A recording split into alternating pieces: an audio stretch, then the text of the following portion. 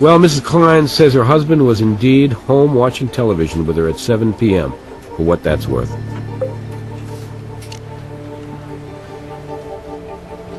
He's on his way to interrogation now.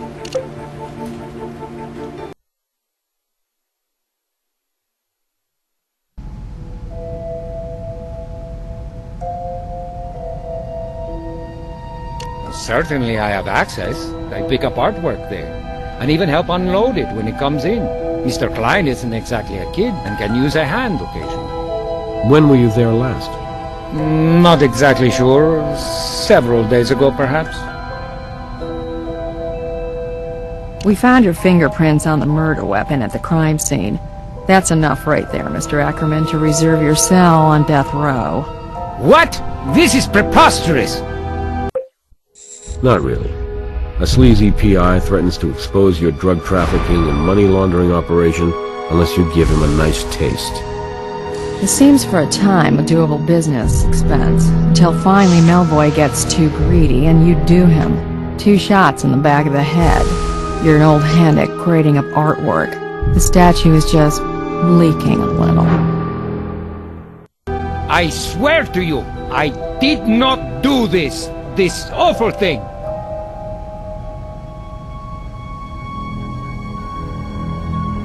It was stuck away in the first aid kit for some reason. I ran across it when I was scrounging around in there looking for aspirin. I have migraines due to stress.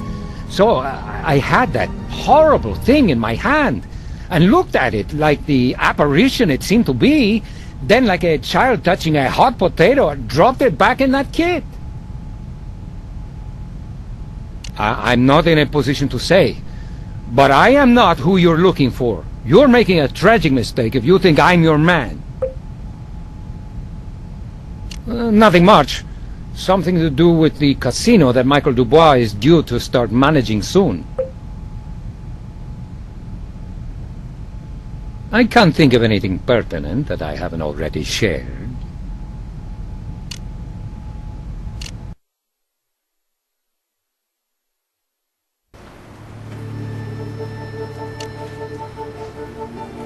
He's on his way to interrogation now.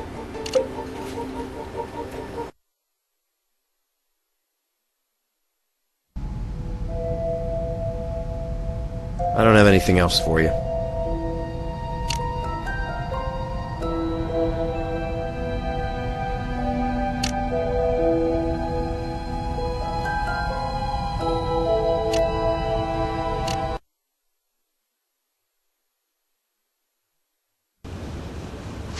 So let's run the case.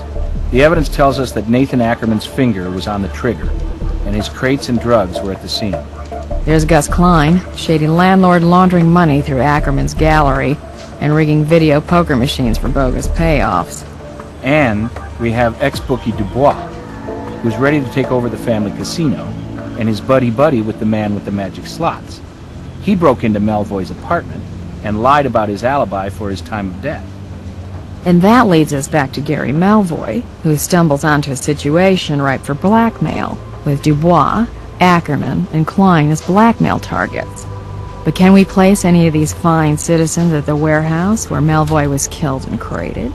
So maybe we should talk to somebody besides ourselves, like Dubois' conflicted fiancée, Carrie.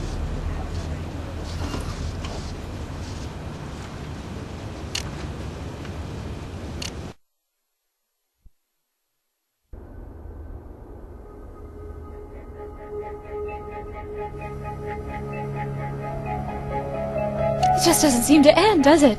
I said I didn't want to know, but how can I not know? Now you're saying the man I love is involved in, what is it called? Money laundering? And rigging slot machines for use in my father's casino? If this is true, then my sister is right. I really am a fool. Have you told her? Have you told Lucy any of this? You asked us to be discreet, so we've come to you first.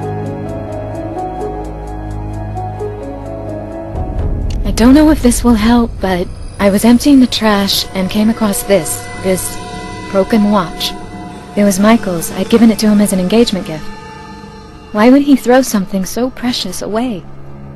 We'll do our best to find out. I appreciate your candor, And I really do think you'll find that the truth will set you free. That's just it, Dr. Grissom. I really didn't want to be free. I wanted a normal life as a wife and eventually a mother. I was perfectly content to be bound to one man until we grew old together. Now I'm free, and will have to learn to find something meaningful in that. Something that doesn't require my strength to come from someone else.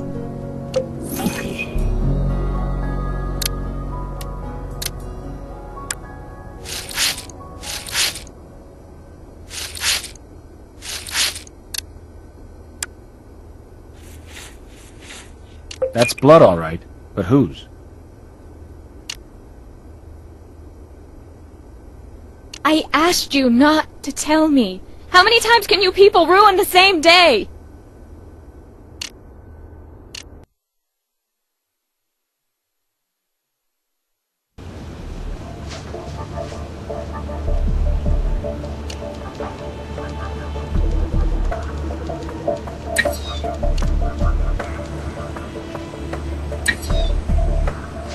So Michael Dubois has Melvoy's blood on his hands, literally.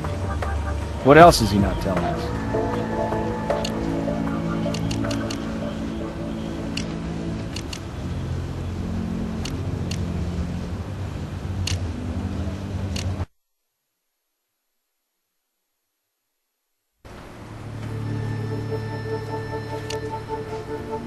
He's on his way to interrogation now.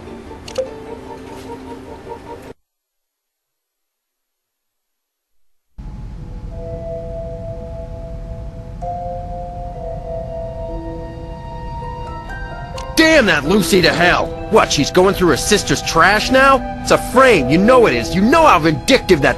But not Lucy, Mr. Dubois. It's Carrie who's finally putting out the trash. Carrie? Carrie gave me up?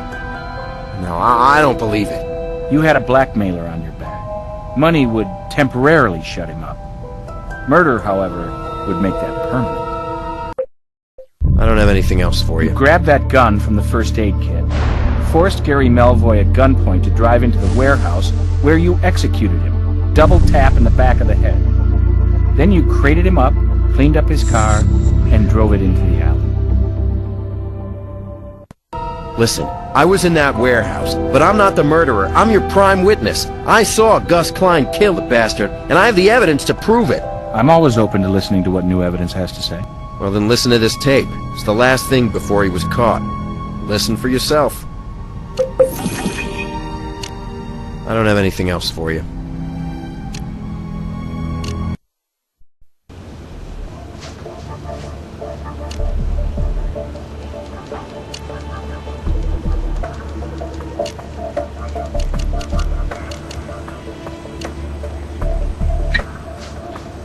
You know, if you weren't so damn greedy, maybe we could have done business. Could have used a man with your kind of sleazeball skills. But you don't know where to stop, do you? Money laundering, dirty slots. Sounds like a gold mine to a lowlife like you. Well, here's your part of the gold mine, the shaft. Do it, Mike. Gus, no, I can't kill the bastard. I don't go there, man, I'm telling you. Even if I did, hell, guy's been tailing me for days. How long will it take for the cops to be onto me? You raise a good point, Mike. So, Nathan, considering the spot you're in, you could stand to do me a favor and gain a few points. Here's the gun. Take it. God, no. Take that thing back. I don't even like the feel of that horrible weapon. Don't ask me. Don't make me. I could never take a human life. You babies. Give me that damn thing. Idiots. I won't lie and say it's been nice. See how hard that was? Now that you've made the boss do the dirty work, I'll give you the dirtier work. Clean up this mess. If I'm late for dinner, the missus will kill my ass. Well, a nice confession.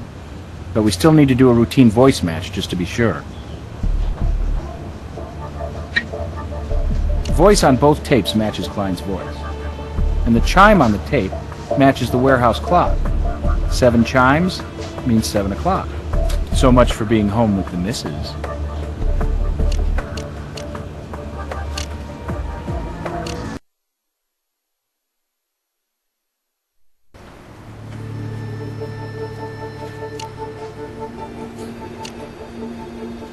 Let's talk to that lying scumbag now.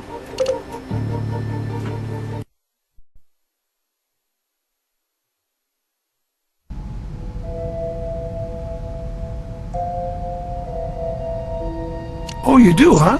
Why? Were you there? You got pictures? We've got words. Your words. Gary Melvoy was no saint, but he was an efficient PI, and he caught you on audio tape, and 2 witnesses back him up. That tape's a damn fake, and Dubois and Ackerman are psychopathic liars. Both of them. Talk all you want. We have the evidence. Melvoy tailed Dubois to the warehouse. You caught him taking pictures of the drug crates and brought him in at gunpoint. After failing to intimidate your lackeys to do your dirty work, you killed him, execution style, and made them clean it up. What you didn't know was that his recorder was still running, and his blood was being washed out of your warehouse. By making Ackerman and Dubois clean up your mess, you created the circumstances that allowed us to obtain the evidence to put you away. I want a lawyer right now. We'll see if you can really build a case on a doctored tape with the word of a couple of raving sociopaths. Funny thing is, you figured Melvoy was onto your whole operation. Money laundering, slot rigging, drug running, the whole dirty deal. But the evidence indicates he knew only about the drugs. You could have cut a deal and walked away. But now, you're going to be taken away. Everybody played the game of CYA. The PI leaving that tape running, Dubois grabbing it to save himself, Klein scooting home to alibi up with the missus, and Ackerman selling his cronies out to us. Now they're all heading to lockup, with Carrie and Lucy Kennelly left to pick up the pieces.